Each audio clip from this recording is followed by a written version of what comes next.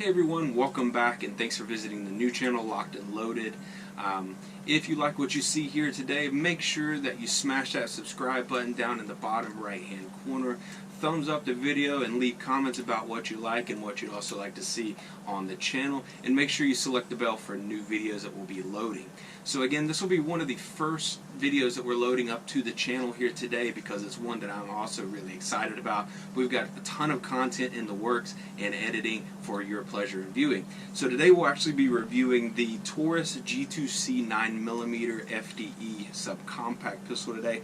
And just to kind of break down of how the video is going to proceed, we'll have a quick breakdown of the sizing of the pistol, opening box, what you get with it, and some updated pricing as well along with that. And then later on in the video, we'll actually take you through a quick tutorial with firing the pistol, some more breakdown of it, and then also what ammunition we'll be using, and looking at the injection of the pistol, how it operates, recoil, and then where we stand as far as aiming within about anywhere from 15, 20 to 25 yards. So stay tuned. Again, hit that subscribe button, thumbs up, and enjoy the video.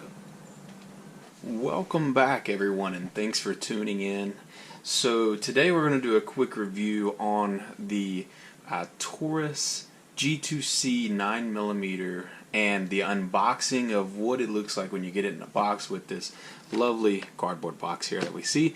It's not like a hard box like you would get for more expensive handguns, but they did come a long way with their designing and their logo. So I actually took a kind of a chance on this gun because and this pistol because over the years, Taurus, they haven't gotten a really good rap after the early 2000s, and for about 10 years, personally, I didn't really want to go with any of their firearms. So they've come a long way in the last few recent years, and I was looking at the Taurus PT-111 a couple years back, and it just really didn't impress me. Now, they took the PT-111 and revamped it here, and essentially they came out with the models G2C and G2S.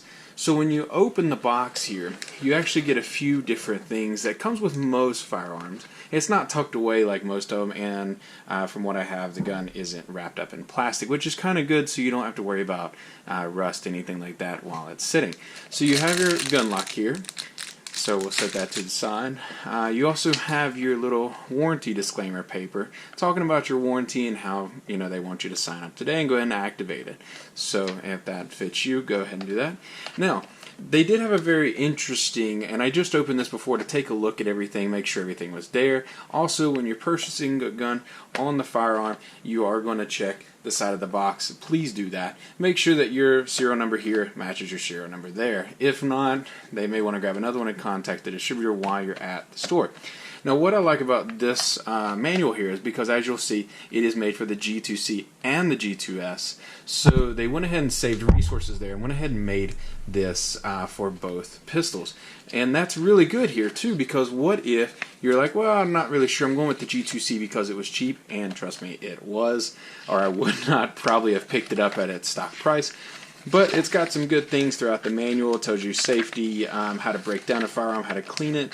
But it does go into specifications about both pistols, as you'll see there. That is getting to know your G2S 9mm and your G2S 40. Now, when you flip over here, you have your G2C. So it's pretty cool. So if you like the gun and you're thinking about buying the G2S, you've got some specifications to go by, and there's nowhere to track down everything on the website. So you can kind of compare it to what you already have. So we'll stick that to the side and get down to business. So you'll see it comes with 2 magazines. We went with the FDE model. One, because, and by the way, FDE stands for Flat Dark Earth, and they do make it also in a green, an army green. And if we like the way that this one fires, we'll probably also end up with that one because they're also running a sale on that. Now, a lot of videos I'd come across too had a little bit of outdated pricing, like $150, $200. Now it looks like here in North Carolina, they are $250. And they currently had this one marked down to $189.99 plus tax, and so I really couldn't afford to turn it down. And you'll see that you have a couple of different spots here you'll notice right offhand. Now, the magazine release is interchangeable, so you can switch it to both sides, and you'll notice there is pits on both sides for ambidextrous shooters or right-handed or left-handed shooters. One cool thing that we'll try out in the field as well is as you're holding this and you place your finger on the side of the stock right there to keep from firing, there's a great place over here where normally your other index finger will go, where I like to usually rest my finger. Now I've got a little bit of a ledge there, so it does kind of help me, and I'm hoping that as we use this here that it helps me keep my hands from being readjusted so that we can get a better shot on it.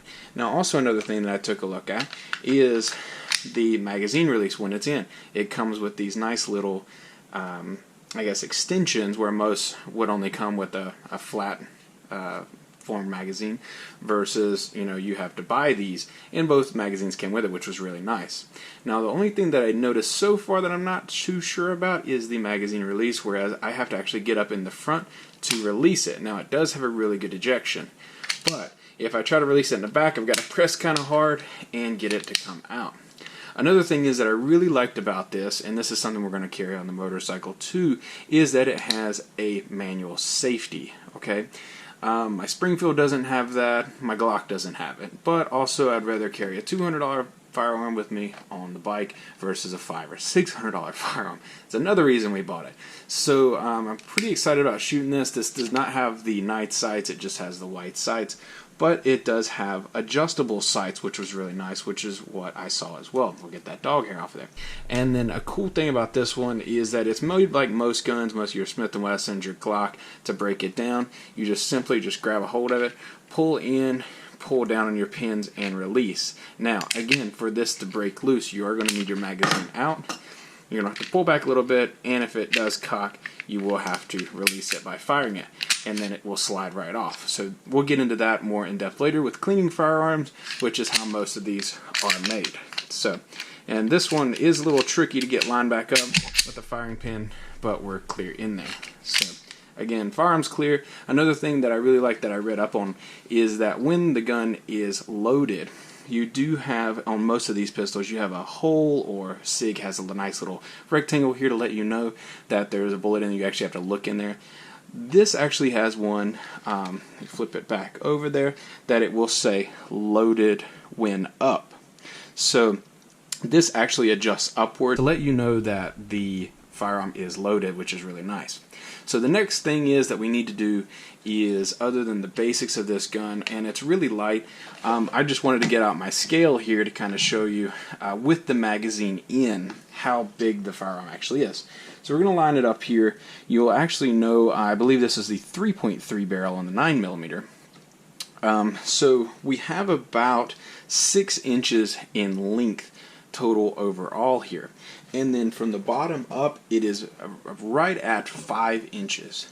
So very compact. You have your serial number here on the bottom, your rail for detachable attachments as well. But again, the magazine, if you wanted to get a flush magazine, I have not looked in to see if they make one, because if you'll look, the bottom of the stock is actually angled to match this magazine. So it'll be something interesting to look into. But overall, we spent, tax and all, right over $200. Not a bad gun. It weighs basically nothing here. It weighs approximately what my Springfield XTS 9mm weighs, and we'll also do a review on that one. It's one of my favorite pistols. I've carried it everywhere. So if you're looking into a pretty seemingly cheap pistol, I wouldn't look too far past the G2c, because it really surprised me when I held it in the store and held it out of the box. And again, I love this Desert Tan or Coyote Tan or FDE, whatever you want to call it, in the black slide. Now, one thing I did notice about some of the black slides in the case is it seems like they're pretty easily scratched, which I'm really not looking forward to, but hey, what can you say? So as we go through this, we're going to take it out. I have not oiled this. I've only broken it down for this video and to make sure that it breaks down easily. I've not cleaned anything. I've not wiped anything down. So we are actually going to take this. We're going to take it out and fire it right out of the box. We're going to see how it does. I'm going to use some just standard rounds. I'm not going to go on the low end with a Gila, but we'll probably run either some PNC bronze or some law defense rounds out of it. Not any critical defense, even though this can be a little shorter when you gauge them and, you know, eject a little better. But we're going to shoot basically inexpensive rounds that you can buy and pick up no problem on a daily basis, that everybody's probably going to purchase, so that you can get an exact feel of this, and we'll take you through that as well. So stay tuned when we get it out to the field, and let's see how she does. Okay guys, we're back here. We got the budget gun, the 9mm Taurus G2c that we're going to test out on fire today. Also went and picked up some Remington 9mm Luger bullets. These are the 115 grain full metal jackets, and you can pick these up just about at any firearm store, any local dealer to you. And again, relatively easy to find and dependable rounds. So I'm going to try them out today. Hopefully they eject properly and test that out as well. So stay tuned. Alright guys, so we're about 15 to 20 yards here. We're just going to kind of see how she handles the trigger pull and making sure she's ejected properly again with the Remington rounds. So let's load her up and see how she does.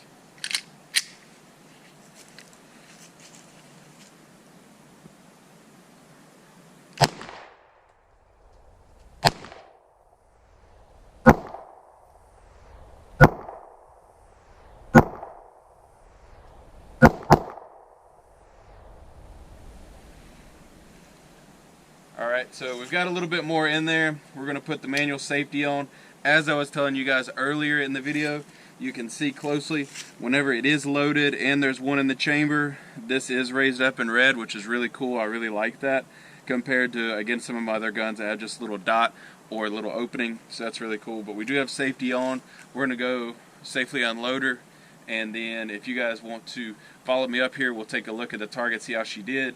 And again, trigger pull's nice. I mean, it's a full draw, but it doesn't feel like it. I've actually had SIGs that I didn't like near as much compared to this. So honestly, so far, the way that it handles, I didn't have to readjust my grip like I have to do on my Glock. So yeah, I'm so far very happy with it. So let's go take a look. On our makeshift target here, but I mean, again, anytime you're aiming where you need to be lethal if need be, here's basically where you're going to be aiming. Again, I'm not going to have much area to, aim up here because I've got a larger area to take a risk of missing. But for the most part in the torso area, pretty nice. Obviously, if we had a laser attachment on here and dialed in, I would have probably been a little more focused on it. But all in all, I think she handled really well for that area and that spread. So thumbs up for me, and stay tuned here for more.